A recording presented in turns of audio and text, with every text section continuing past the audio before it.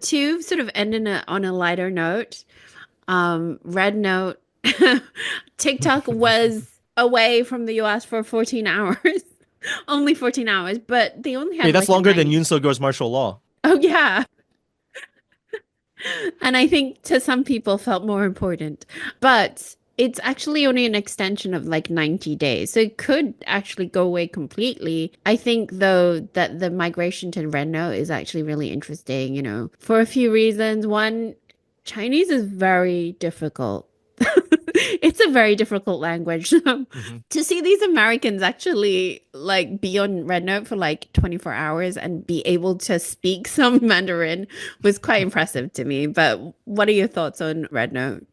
A few years ago, one of my friends in Beijing told me that he feels that the Chinese firewall at this point protects the sensitivities of Westerners more so than it protects Chinese sovereignty. And I didn't really understand it back then, but now it's like, I kind of understand it because now you have people just going on the Chinese app. Because I think there's this idea, there's not too many Chinese mainlanders going on like apps used on the outside internet. Like they tend to be the exception. They're people who have been educated abroad or speak English or whatever, or maybe have a little bit of a rebellious streak in them to go on there, or they have friends that are abroad and they want to maintain contact. So because there's not that many, it's easy for people to think, oh, these are just, operatives sent by the government to give a certain image of China that they want. But then you go onto an app used by everyday Chinese people. It's very difficult to make the claim that all of these users were put there by the government to project a certain image of China. So they're seeing how people live.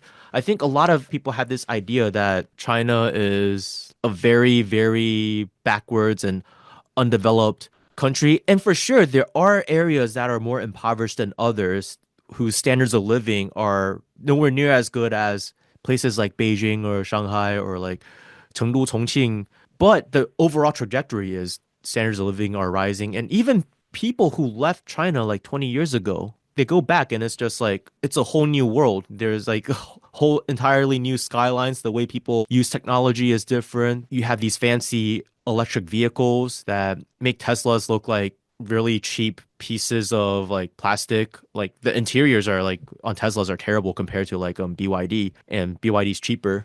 So it kind of showed them, wow, they're exploring, short of actually coming to China, they're exploring China on their own accord and just interacting with regular people who, I guess, would not, the type of people who typically would not use VPN to go on like Instagram or the international version of TikTok. So that's really shattering a lot of myths about China. And at the same time, a lot of people in China have these view America with this rose tinted goggles because first of all, there's Hollywood and there's also, the way Chinese people think is if we go abroad to America and if we're not doing well, we're still gonna let our family back home feel like we're doing well because we don't want them to worry about us, right?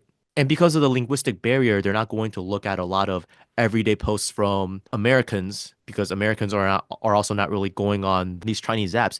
It's almost like the 21st century of ping pong diplomacy, almost.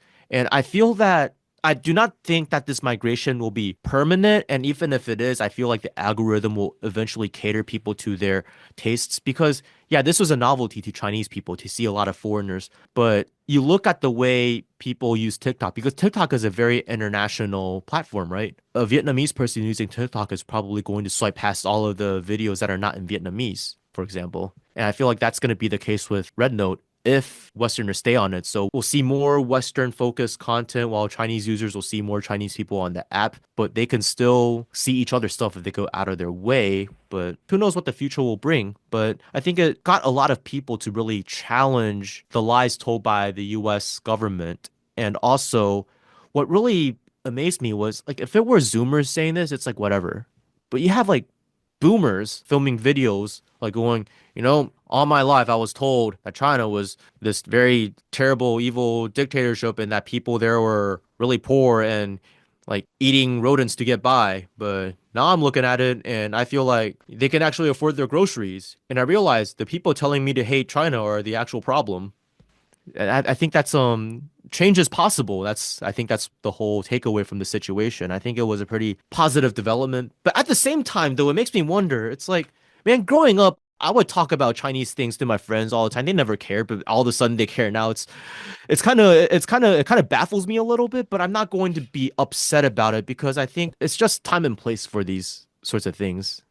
Yeah, exactly. I think that's the thing. You're right. We can talk about it a lot, Hmm. but people might not necessarily believe us, Right, right, you right. know?